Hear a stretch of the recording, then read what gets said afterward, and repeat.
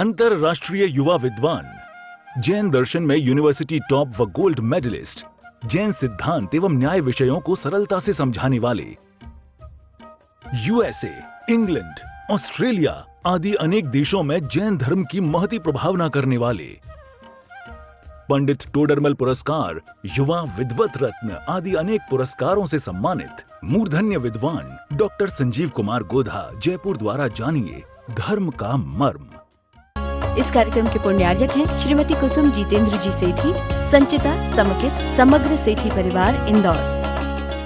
उत्तम क्षमा मार्दव आर्जव भावे है, सत्य शौच संयम तप त्याग उपावे है, आकिंचन ब्रह्मचर्य धर्म दश सारे है, चहु गति दुख ते काढ़ी मुक्ति करतारे है, चहु गति दुख ते काढ़ी मुक्ति करतारे हैं। मंगलम भगवान वीरो, मंगलम गौतमो गणी, मंगलम कुंद कुंदाद्यो, जैन धर्मोस्तु मंगलम। सर्वमंगल मांगल्यम सर्वकल्याणकारिकम, प्रधानम सर्वधर्माणां, जैनम जयतु शासनम, जैनम जयतु शासनम। 10 लक्षण महापर्व संपन्न हुआ और आज सामूहिक क्षमावाणी पर्व का यह आयोजन। क्षमावाणी, क्षमा क्षमा, पहला धर्म का नाम था क्षमा। 10 लक्षण धर्म थे ना, उत्तम क्षमा, उत्तम मार्दव, उत्तम आर्जव, उत्तम शौच, उत्तम सत्य, उत्तम संयम, उत्तम तप, उत्तम त्याग, उत्तम आकिंचन्य, उत्तम ब्रह्मचर्य, ये 10 लक्षण धर्म थे। हमने 10 लक्षण धर्मों की खूब आराधना की। 10 दिन तक खूब धूमधाम से हमने 10 लक्षण पर्व मनाया। क्षमा की आराधना की, क्षमा स्वभाव के अवलंबन से, मार्दव स्वभावी आत्मा के अवलंबन से घमंड को जीतने का प्रयास किया। अपने अनंत गुण स्वभावी, क्षमा स्वभावी, मार्दव स्वभावी उस आत्मा के अवलंबन की चर्चा मार्दव धर्म में की। आर्जव में सरलता की बात कही, उत्तम शौच धर्म में पवित्रता की बात कही, सत्य धर्म में सत स्वभावी आत्मा के अवलंबन की बात कही, संयम धर्म में पर से सिमट करके अपने में आने की बात कही, तप में स्वरूप विश्रांत निस्तरंग चैतन्य प्रतिपनात, उसे तप कहा गया। त्याग में विभाव भावों के त्याग की चर्चा हुई। आकिंचन्य में पर के प्रति एकत्व बुद्धि को तोड़ाया और ब्रह्मचर्य धर्म में अपने में अपनापन करने की बात कही गई। हो गए ना 10 लक्षण, पूरे हो गए। अब ये 11वें दिन दोबारा क्या आ गया है? क्षमा। अब जब 10 लक्षण पूरे हो गए तो 10 लक्षण के पूरे हो जाने के बाद ये दोबारा घूम फिर करके ये क्षमा कहां से आ गया जो हमने 10 लक्षण के पहले दिन मनाया था? कभी विचार किया है क्या आपने एक क्षमा के रिपीटेशन के पीछे क्या हेतु हो सकता है? ये क्या कारण हो सकता है? आइए जैन साहब, क्यों आ गई ये दोबारा ये चर्चा कि सुनो भाई, ये जो दोबारा आ गया है, इस दोबारा में भी कई तरह की चर्चाएं हो सकती है। एक तो चालू हो जाती है आजकल ये क्षमावाणी की चर्चा अनंत चतुर्दशी के दिन से ही। अनंत चतुर्दशी के दिन से ही क्षमा के मैसेज फॉरवर्ड होने लग जाते हैं। पब्लिक के साथ में संपर्क ज्यादा रहते हैं, एक एक व्यक्ति को फोन करो, तब से ही चालू हो जाता है क्षमा क्षमा क्षमा। अगले दिन तक तो बहुत हो जाता है। वास्तव में ये जो क्षमा पर्व है, क्षमावाणी जिसे कहा गया है, ये एकम के दिन आता है। आसोज, आसोज कृष्ण एकम का दिन है, क्षमावाणी का दिन। आगे पीछे मना लेते हैं, कोई बात नहीं, लेकिन प्रश्न तो मेरा ज्यों का त्यों है कि जब उत्तम क्षमा नाम का धर्म पहले दिन आ गया था तो फिर ये दोबारा क्षमावाणी क्यों आ गई? भाई साहब, वस्तु स्थिति यह है कि 10 दिन हमने धर्म की आराधना की, 10 दिन हमने धर्मों को जिया, 10 दिन हमने उन धर्मों को अपने जीवन में उतारने का प्रयत्न किया। हमारी आत्मा पवित्र हुई, आत्मा में निर्मलता आई, विभाव भाव भागने लगे, कषाएं छोड़ छोड़ करके भागने लगी। अब गुस्सा नहीं है, अब मायाचारी नहीं है, अब छल कपट नहीं है, अब बेईमानी नहीं है, अब धोखाधड़ी नहीं है, क्योंकि 10 धर्म जीवन जीने की कला थे। हमने उस 10 धर्मों को जिया है। हमने जीवन जीने की कला सीखी है 10 लक्षण धर्मों के माध्यम से। हमने अपने आप को पहचानने की कला सीखी है 10 लक्षण धर्मों के माध्यम से। अब जब 10 दिन तक धर्म की आराधना की गई तो 10 दिन में चित्त, हृदय, अंतरंग इतना पवित्र हो गया कि जब 10 दिन खत्म हो जाने के बाद हमारी जबान से वाणी निकलती है, उस वाणी में भी पवित्रता निकलती है, उस वाणी में भी सरलता होती है, उस वाणी में सदाचार होता है, उस वाणी में शालीनता होती है, उस वाणी में क्रोध नहीं होता, उस वाणी में घमंड नहीं होता, हमारी वाणी में मायाचार नहीं होता, हमारी वाणी में लोभ लालच नहीं होता, हमारी वाणी में झूठ नहीं होता, बेईमानी नहीं होती। तो जो वाणी निकली है उस वाणी का नाम, वास्तव में वो वाणी 10 धर्मों की आराधना पूर्वक 10 धर्मों को जीवन में उतारने से उत्पन्न हुई पवित्रता पूर्वक निकली हुई वाणी है, जैसे क्षमा वाणी कहकर के पुकार दिया गया है। यदि मैं और थोड़ी सी अलग हट करके बात करूं तो मैं ये कह सकता हूं कि ये अकेली क्षमा वाणी नहीं है, ये मार्दव वाणी भी है। ये अकेली क्षमा वाणी नहीं है, ये आर्जव वाणी भी है, क्योंकि इसमें सरलता है। यह अकेली क्षमा वाणी नहीं है, इस वाणी के अंदर निर्लोभता भी है, इसलिए शौच वाणी भी है। हृदय की पवित्रता पूर्वक अब सच्चाई भी है, इसलिए ये सत्य वाणी भी है, संयम वाणी भी है, त्याग तपस्या वाणी भी है। आप ये कहेंगे कि साहब फिर क्षमा वाणी क्यों कह दिया गया? इसका पूरा नाम बतलाऊं क्या है? क्षमा, मार्दव, आर्जव, शौच, सत्य, संयम, तप, त्याग, आकिंचन, ब्रह्मचर्य वाणी, ये इस पर्व का पूरा नाम है। अब आप कहोगे यार ये तो बहुत लंबा नाम हो गया, क्षमा, मार्दव, आर्जव, शौच, सत्य, संयम, तप, त्याग, आकिंचन, ब्रह्मचर्य वाणी, अब ये तो बहुत लंबा नाम हो गया। तो शॉर्ट में कहें तो क्या कहेंगे मनीष जी, बोलो? तो शॉर्ट करो थोड़ा सा, तो हम कहेंगे क्षमा आदि, आदि लगा दो, क्षमा आदि वाणी। बोले अब इसमें सब गर्भित हो गया, क्षमा आदि वाणी। अब ये क्षमा आदि वाणी भी थोड़ा सा बड़ा लगता है, तो इसको और शॉर्ट कर दो, तो क्षमा आदि वाणी की जगह हमने कहना शुरू कर दिया क्षमा वाणी। क्या ख्याल में आ रही है बात? लेकिन हृदय की पवित्रता जब हृदय में समाती नहीं है, अंतर की सरलता जब अंतर में समाती नहीं है, और वो सरलता के परिणाम जब यहां तक अंदर में भर गए और वाणी से जब फूट पड़ते हैं, तो उसका नाम क्षमा वाणी हो जाता है। भाई साहब, हृदय की पवित्रता नहीं हो और वचनों में मात्र क्षमा क्षमा, उत्तम क्षमा, मिच्छामि दुक्कड़म, उत्तम क्षमा मिच्छामि दुक्कड़म के मैसेज चलते रहे, इसका नाम तो क्षमा वाणी नहीं है बंधुओं। क्या इसे थोड़ी ना क्षमा वाणी कहते हैं? ग्रुप पर डाल दिए, हर ग्रुपों के ऊपर मैसेज दिए जा रहे हैं, हर व्यक्ति जाने अनजाने में कोई गलती हो गई हो तो क्षमा करना, जाने अनजाने में क्षमा करना, पंडित जी साहब गलती हो गई हो तो क्षमा करना। कि कौन सी गलती हो गई? कि नहीं गलती तो कुछ नहीं, लेकिन फिर भी कोई हो गई हो तो। मैंने कहा भाई मुझे तो मालूम नहीं है, आपको याद आती हो तो बतलाओ। नहीं, हमें भी मालूम नहीं है। माफी मांगने वाले को भी गलती का पता नहीं है, माफ करने वाले को भी गलती का पता नहीं है, और क्षमा वाणी चल रही है। इसका नाम तो वास्तविक क्षमा वाणी नहीं हो सकता है। ये जो हृदय की पवित्रता है और जो वचन निकलेंगे, वो वचन सच में क्षमा स्वरूप कब हो सकते हैं? जब जिनसे हमने गलती की है उनसे यदि हम उस गलती के उल्लेख पूर्वक क्षमा मांगे तो क्षमा वाणी पना सार्थक है। हृदय सरल हो जाता है, वाणी में सहजता आ जाती है, तब जाकर के क्षमा वाणी पर्व होता है। भाई साहब, अब आप कहेंगे ये तो साहब नेक्स्ट डे हो जाए, ये एक दिन का गैप दे करके क्यों हो गया?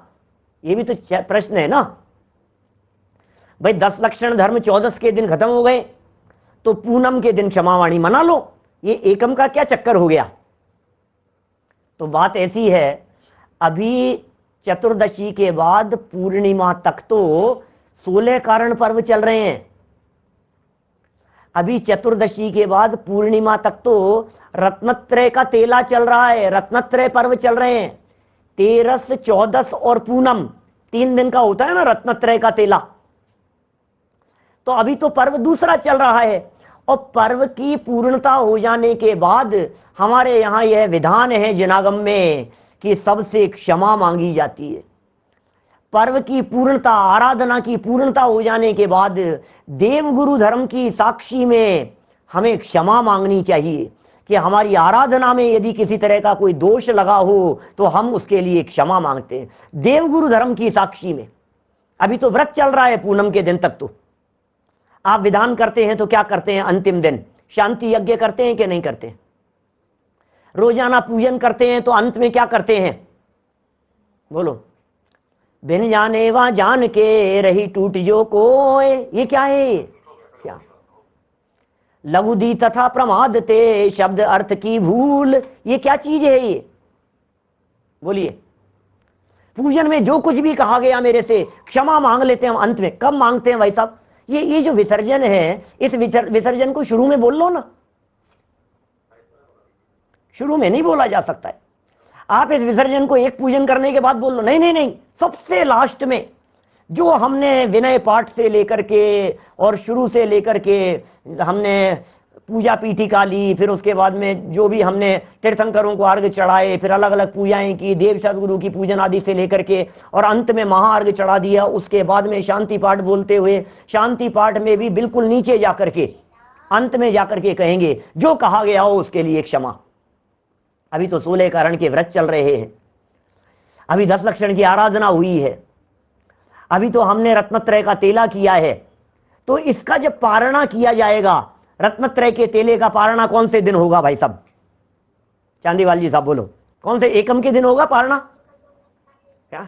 तो एकम के दिन पारणा करते समय कि हमने 3 दिन तक जो किया ना ये व्रत उपवास, इसमें जो चूक हो गई है, हमारे परिणाम बिगड़ गए हैं, उसके लिए हम क्षमा चाहते हैं। ये क्षमा हृदय से प्रकट होती है, देव शास्त्र गुरु की साक्षी में अपनी गलतियों के प्रति स्मरण दिलाते हुए विनम्र भाव से भविष्य में गलती न करने की भावना का जो संकल्प है वो क्षमा है। और ये क्षमा वाणी के माध्यम से प्रकट हुई है। देखिए, प्रकट वाणी के माध्यम से हुई है, प्रस्तुत वाणी के माध्यम से हुई है, लेकिन ये क्षमा वाणी में नहीं है। ध्यान रखना, ये क्षमा वाणी वाणी तक ही सीमित न रह जाए भाई साहब।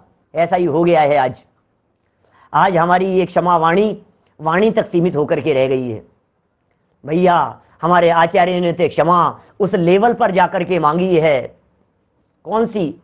खमामी सव जीवाणम सव्ये जीवा खमंतु में मिट्टी में सब भूएसु बैरम मज्जम न केणवी।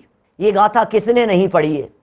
मूलाचार की गाथा है, लगभग 2000 वर्ष पहले लिखी गई गाथा है। इस गाथा में दिगंबर संत दिगंबर मुनिराज क्षमा मांगते हैं, क्षमा करते हैं। खमामी सब जीवाणम, मैं सब जीवों के प्रति सबको क्षमा करता हूं। गजब हो गया भाई साहब, सब जीवों को क्षमा करने की बात कर रहे हो। हमारे तो कुछ गले नहीं उतर रही है बात कि हाँ जी, आपने किस किस के प्रति अपराध नहीं किए। अपने जीवन को टटोल करके देखना, हमने किस किस के प्रति गलतियां नहीं की है, हमने किस किस के प्रति अपराध नहीं किए हैं, हमें किस किस से क्षमा मांगनी चाहिए। क्या हमारे अपराध सर्व जीवों के प्रति नहीं है? क्या एक इंद्रिय जीवों के प्रति हमारे कम अपराध हैं? क्या 2 इंद्रिय जीवों के प्रति हमारे कम अपराध हैं? क्या मक्खी मच्छरों के प्रति हमने कोई अपराध नहीं किया है? थोड़ी सी तकलीफ होती है, मच्छर काटने लगते हैं, लगा दो, क्या ऑल आउट, गुड नाइट। और आजकल तो वो चलने लगा है हिट, पता नहीं क्या क्या। क्या हमने उन मच्छरों के प्रति गलती नहीं की है? शुद्ध सात्विक उपाय नहीं हो सकता है? क्या एक ही उपाय है उन्हें मौत के घाट उतार देना? क्या हमने चींटियों के प्रति अपराध नहीं किए? चींटियों को बहा देते हैं। हम आलोचना पाठ में क्या बात विनय पूर्वक कह रहे हैं, क्या कहते हैं? झाड़ू ले जांगा बुहारी चिमटी आदिक जीव बिदारी। बोलो, झाड़ू लगाने में, घर की साफ सफाई करने में, बर्तन धोने में, कपड़े धुलने में, नहाने में, छोटे छोटे से जीव, सिंक रुक जाता है और हम डाल देते हैं ऊपर से क्या तेजाब डाल देते हैं उस सिंक में। वहां जो जीव मौजूद हैं उन जीवों की क्या हालत होती होगी। भस्म हो जाते हैं जल करके, भाई साहब जल करके भस्म हो जाते हैं। आपने कल्पना भी नहीं की है। क्या उनके प्रति क्षमा मांगने का हमारा कोई अधिकार नहीं है? क्या दायित्व नहीं है हमारा कुछ कि उनसे भी हम क्षमा मांगे? मुझे मालूम है जब मैं कभी इस प्रकार की बात करता हूं तो लोग मेरे सामने इस प्रकार की बात कहते हैं, अरे साहब पंडित जी क्या बात करते हो, मच्छरों से भी कोई क्षमा मांगी जाती है क्या? कैसे क्षमा करेंगे भाई साहब, कैसे क्षमा मांगेंगे, कैसे क्षमा की जाएगी? अरे भाई हम नहीं कह रहे हैं, ये दिगंबर संत कह रहे हैं। जो गाथा यहां बोली गई है ये गाथा आपने पोस्ट कार्डों पर देखी होगी, ये गाथाएं आपने बैनरों के ऊपर देखी होगी।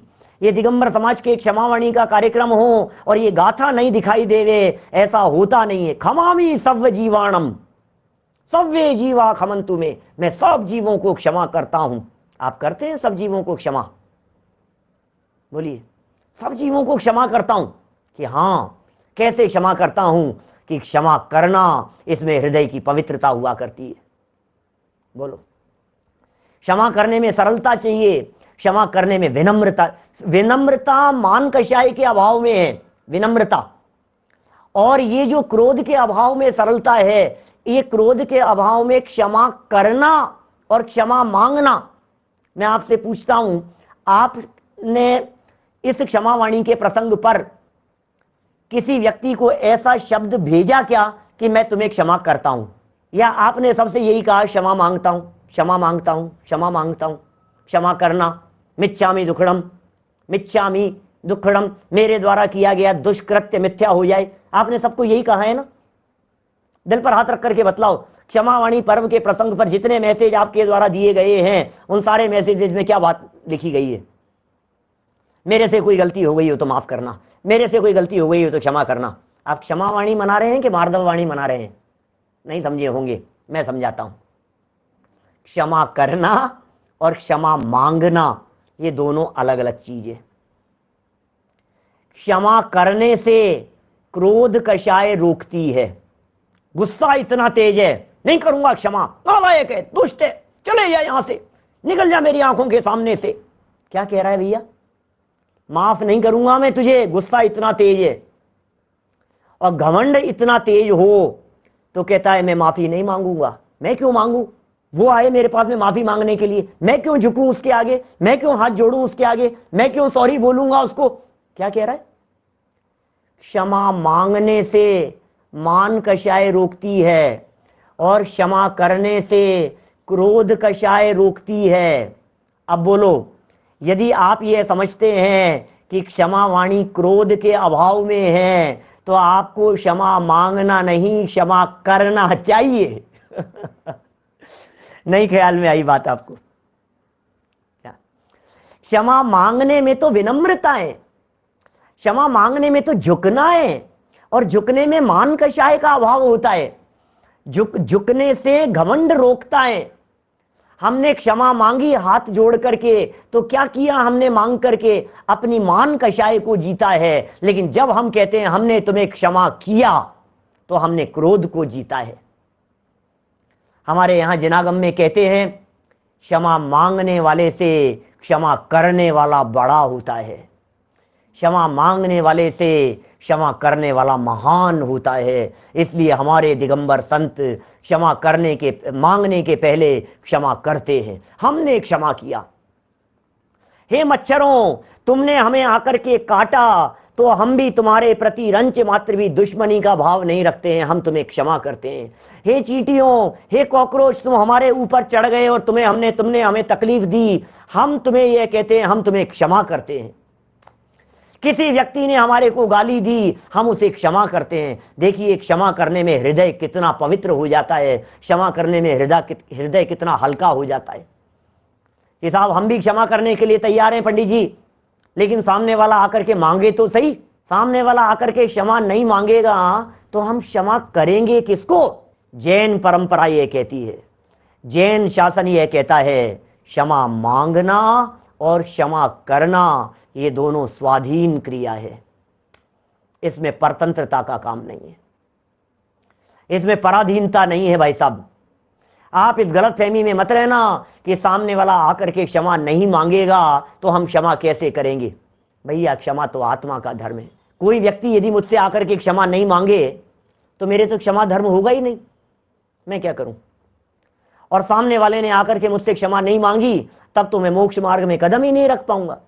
तब तो इतनी बड़ी प्रॉब्लम क्रिएट हो जाएगी। मुझे मोक्ष जाने के लिए, मुझे आत्म कल्याण के मार्ग पर आगे बढ़ने के लिए सामने वाले की जरूरत हो गई वो आकर के माफी मांगे। कोई फर्क नहीं पड़ता है, मांगे चाहे नहीं मांगे, हमने उसे माफ कर दिया।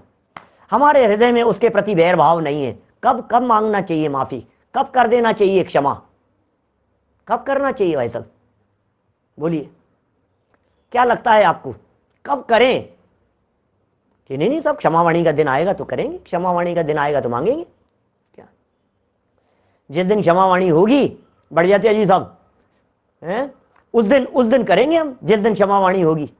क्या अच्छा मुझे एक बात बतलाइए, क्रोध तो आग है ना, ये क्रोध भाव, ये क्रोध तो मैल है ना, ये क्रोध तो गंदगी है ना।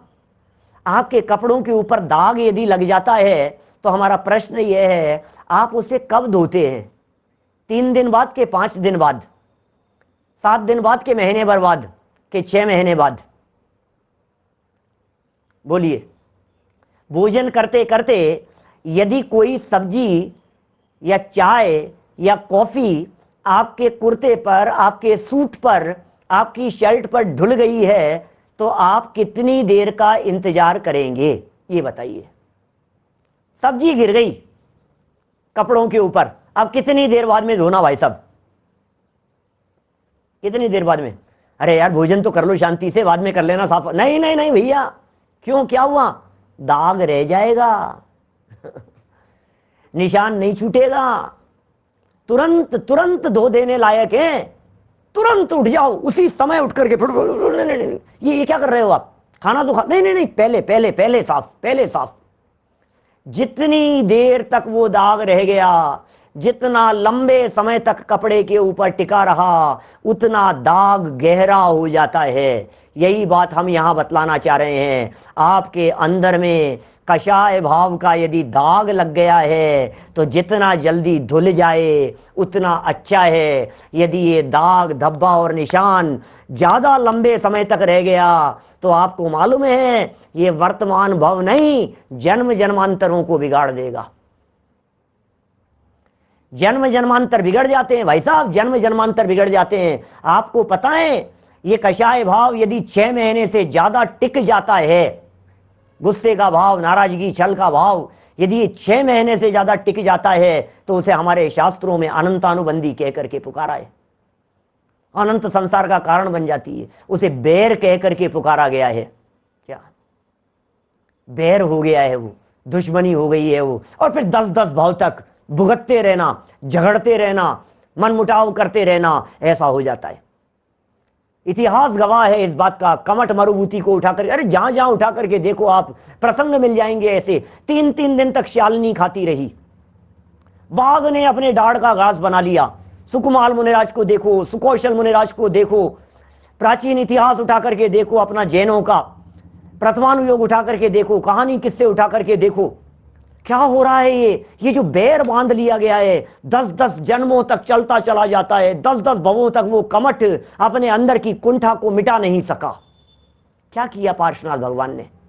माफ कर दिया होगा, कमट ने आकर के माफी मांगी होगी, हे पार्श्वनाथ स्वामी क्षमा कर देना, 10 भव से मैं बहुत गलती कर रहा हूं। और पार्श्वनाथ भगवान ने भी कहा होगा जा जा चल तुझे क्षमा किया। नहीं भाई साहब, नहीं बोलना, बात नहीं करना, अपने में समा जाना, ये होती है सच्ची क्षमा। न हम क्षमा मांगने को समझते हैं, न हम क्षमा करने को समझते हैं, न हम विराधना को समझते हैं। हम तो बस बोले जा रहे हैं उत्तम क्षमा, उत्तम क्षमा, उत्तम क्षमा। किस किस से बोला है उत्तम क्षमा? आपने अपनी वाइफ से बोला था उत्तम क्षमा, आपने अपने बच्चों से बोला था उत्तम क्षमा। अरे क्या बात करते हो, अपने बच्चों से हम बोलेंगे? बल्कि हम तो यह कहते हैं कि बच्चे ने आकर के पैर भी नहीं छुए, हमारे नालायक।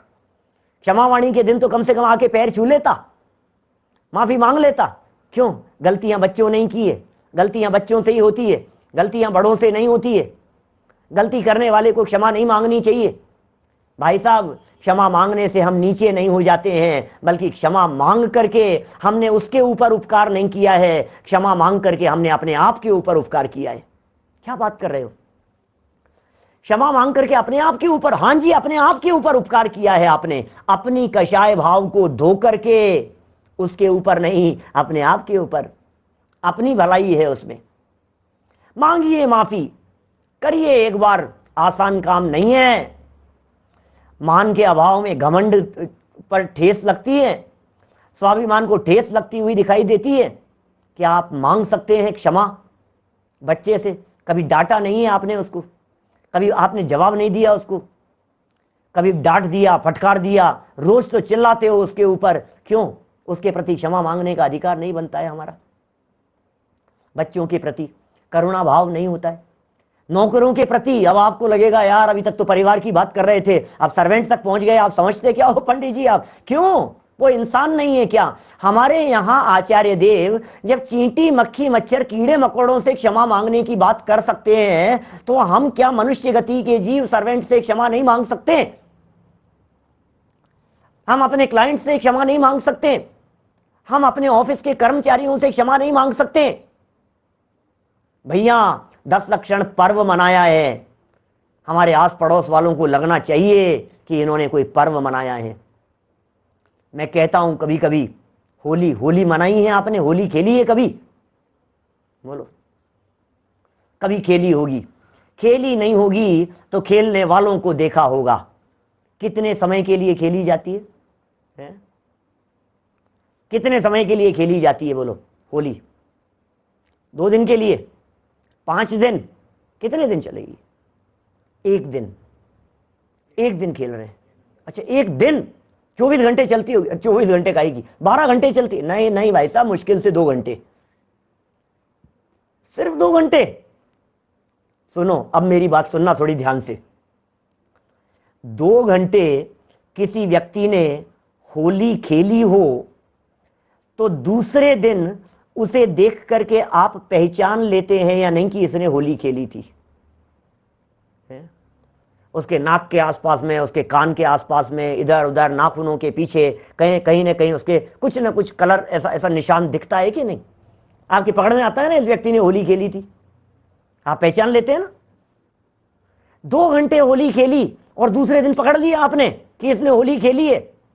हम कहना चाह रहे हैं 10 दिन तक 10 लक्षण पर्व के माध्यम से आत्म आराधना करते हुए हमने अध्यात्म गंगा में स्नान किया, तो 11वें दिन हमारे जीवन से यह बात झलकनी चाहिए, कितनी सरलता है, इन्होंने मनाया है 10 लक्षण पर्व।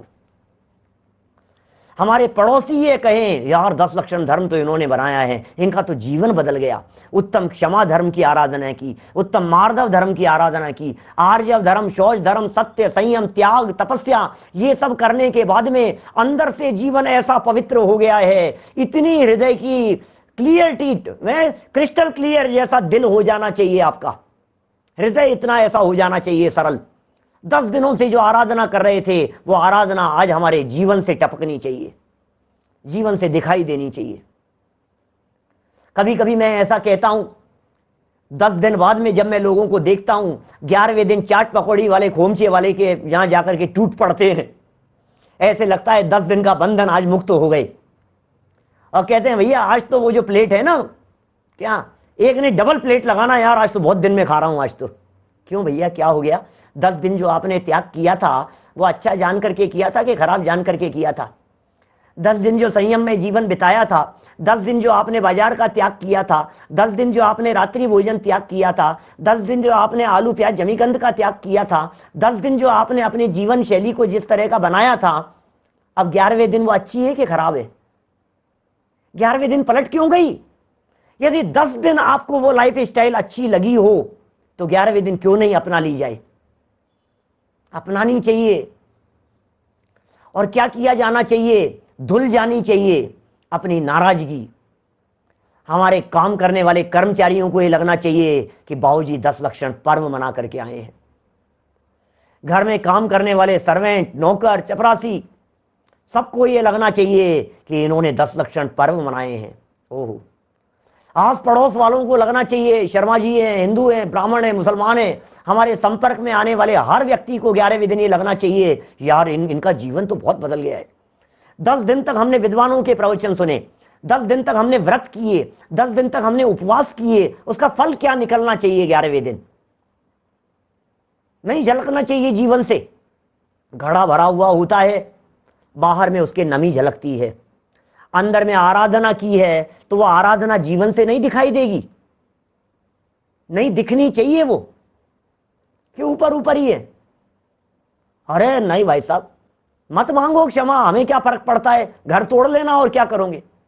पति पत्नी यदि आपस में क्षमा नहीं मांगेंगे, अरे एक सॉरी ही तो है जिसके दम पर गृहस्थी टिकी रहती है। क्या एक क्षमा ही तो है जिसके दम पर एक दूसरे में सामंजस्य बना रहता है। और तुमने उस क्षमा, उस सॉरी को ही तिलांजलि दे दी तो फिर क्या होगा। ये सॉरी बोल देने जितना सा पर्व नहीं है भाई साहब, ये तो अंदर में जब उतरती है बात, अंदर में जब निर्दोष देखते हैं सामने वाले व्यक्ति को तो प्रकट होती है। ये आत्मा में प्रकट होने वाला धर्म है, अंदर में प्रकट होने वाला धर्म है। ये वाणी का धर्म नहीं है, ये अंदर से प्रकट होता है। बोल करके तो देखो एक बार आप, जितना जल्दी बोलोगे उतना जल्दी मिट जाएगा ये काम। बैर नहीं रहेगा, दुश्मनी नहीं रहेगी, लड़ाई झगड़े नहीं रहेंगे। आप खींचे चले जाते हो, 1 दिन हो गया, 2 दिन हो गए, 3 दिन से हस्बैंड वाइफ बोल नहीं रहे, 5 दिन हो गए, 15 दिन हो गए हैं। वो कहता है मैं क्यों बोलूं और वो कहता है मैं क्यों बोलूं, वो कहता है मैंने क्या किया है, वो कहता है मैंने क्या किया है, और आपस में झगड़ रहे हैं। कैसे होगी शांति? है कोई उपाय आपके पास में? एक घटना मुझे याद आती है। झगड़ा हो गया पति पत्नी के बीच में, और जब झगड़ा हो गया, ऐसा झगड़ा हो गया, इस लेवल तक झगड़ा पहुंच गया कि आपस में तलाक की नौबत आ गई। कोर्ट में अर्जी लगा दी गई है, 6 महीने का पीरियड दे दिया गया मजिस्ट्रेट के द्वारा। बड़ी खतरनाक स्थिति चल रही है। एक दूसरे की शक्ल देखना पसंद नहीं है, एक दूसरे के साथ में रहना पसंद नहीं कर रहे हैं, झगड़ा हो गया है, एक दूसरे से बात नहीं करना। अब इस स्थिति में लव मैरिज की थी, पति पत्नी रहते थे। बच्ची के पास में, लड़की के पास में पिताजी की चिट्ठी आई। पिताजी ने चिट्ठी में लिखा, इकलौती बेटी थी, मां मर चुकी थी, पिताजी अकेले थे। पिताजी की चिट्ठी आई कि बेटा बहुत लंबा समय हो गया तुमसे मिला नहीं हूं, और अब मेरी इच्छा यह है, वानप्रस्थ आश्रम की सोचता हूं, संन्यास लेने की सोचता हूं, और मेरी यह भावना है कि अब आगे बचे हुए जीवन को हरिद्वार जाकर के बिताऊंगा, दोबारा लौट करके नहीं आऊंगा। हरिद्वार की जगह शिखर जी मान लो, कोई और क्षेत्र मान लो, दोबारा कभी लौट करके नहीं आऊंगा, लेकिन मेरा बुढ़ापा शांति से बीते, इसके लिए मैं यह चाहता हूं कि एक बार 7 दिन के लिए तुम लोगों के साथ में रह लूं, और मैं देख लूं मेरी इकलौती बच्ची है, सुख शांति से रह रही है या नहीं, तो मेरा भी बुढ़ापा सुधर जाएगा। अब चिट्ठी पढ़ते ही इसकी तो आंखों से आंसू टप टप टपकने लगे। क्या पिताजी को तो पता ही नहीं है हमारी यहाँ क्या हालत चल रही है बंबई में। हम तो एक दूसरे से अलग हो रहे हैं, हम तो कोर्ट में तलाक की एप्लीकेशन लगी है, हमारे तो आपस में झगड़े चल रहे हैं, हम तो एक दूसरे से बात नहीं करते हैं, और पिताजी 7 दिन के लिए साथ में आकर के रहना चाहते हैं। हम क्या करें भाई साहब? दिमाग घूम गया उसका। तो लड़की को समझ में नहीं आ रहा है कुछ भी, वाइफ को समझ में नहीं आ रहा है, मैं क्या करूं? पिताजी का सवाल है। फोन किया उसने, हस्बैंड को फोन किया। क्या होगा फोन करने पर? जैसे ही सामने से फोन उठाया, आ गई अकल ठिकाने? क्या क्या क्या कहते हैं, ठिकाने आ गई ना, थोड़े दिन अलग रही तो तुम्हें समझ में आ गई ना सब बात? बोले नहीं नहीं, अकल तो ठिकाने नहीं आई, लेकिन चिट्ठी आई है। कि क्या मतलब? चिट्ठी आई है। इसने पूरी बात बताई। पिताजी की चिट्ठी आई है, पिताजी 7 दिन रहना चाहते हैं। क्या तो मेरी निवेदन है आपसे, मैं नहीं चाहती हूं तुम्हारे साथ में रहना, समझ लेना, मैं नहीं चाहती हूं। पिताजी आ रहे हैं, उनका बुढ़ापा सुधर जाए, तो मैं चाहती हूं 7 दिन के लिए हम लोग साथ में रह ले अच्छे से, प्रेम से। उसने भी कहा ठीक है कोई बात नहीं, सवाल तेरे पिताजी का है, इसलिए चल ठीक है, 7 दिन के लिए तेरे साथ में रहने के लिए तैयार हूं। इसने कहा कि देखो थोड़ा सा अच्छे से रहना, जिससे पिताजी को लगे कि दोनों कितना प्यार से रह रहे हैं। ठीक है, नाटक करेंगे, कोई बात नहीं, 7 दिन के लिए। 7 दिन के बाद तो फिर चले जाएंगे ना वो जिंदगी भर के लिए, फिर तो झमेला नहीं है ना कि हाँ बस 7 दिन के लिए, मेहरबानी आपकी, कोई बात नहीं। दोनों आकर के एक घर में वापस आ गए, पिताजी को स्टेशन पर लेने के लिए गए, घर ले आए। 7 दिन तक रहे भाई साहब, और 7 दिन तक रहने के बाद में उन्होंने क्या किया, बहुत अच्छे से पिताजी के साथ में, अरे ऐसे रहे जैसे ओवर प्यार से, जैसे एक दूसरे के बिना रहते नहीं हो। तुमने खाना खा लिया क्या, मैं बना देता हूं, मैं हेल्प कर देता हूं, मैं कर देती हूं। अरे बड़ मतलब ऐसा लगा जैसे दोनों कितने प्यार से रहते हैं। 7 दिन तक बहुत अच्छे से प्यार से रहे। क्या अच्छा, फिर क्या हुआ, 7 दिन पूरे हो गए, पिताजी के जाने का समय आ गया। पिताजी को छोड़ने के लिए स्टेशन पहुंचे दोनों मिलकर के, और पिताजी ने पलट करके कहा, बेटा मैं तुम दोनों की जिंदगी देख करके बहुत खुश हूं, मैं इतना खुश हूं, पहले तो सोचता था तुमने लव मैरिज की है, पता नहीं क्या होगा, लेकिन मैं दामाद जी को देख करके भी बहुत खुश हूं, तुम लोग बहुत प्यार से रहते हो, और मेरा आशीर्वाद है तुम्हारे को, तुम जिंदगी भर इसी तरह से प्यार से रहो, राजी खुशी रहो। अब मेरा बुढ़ापा अच्छे से सुधरेगा, अब मेरे को अंत समय में आने की जरूरत नहीं है, और तुम्हें मेरे पास में आने की जरूरत नहीं है, मैं संन्यास लेने के लिए जा रहा हूं, सीधा वहां पहुंच रहा हूं। इस कार्यक्रम के पुण्यार्जक हैं श्रीमती कुसुम जितेंद्र जी सेठी, संचिता, समेकित, समग्र सेठी परिवार, इंदौर।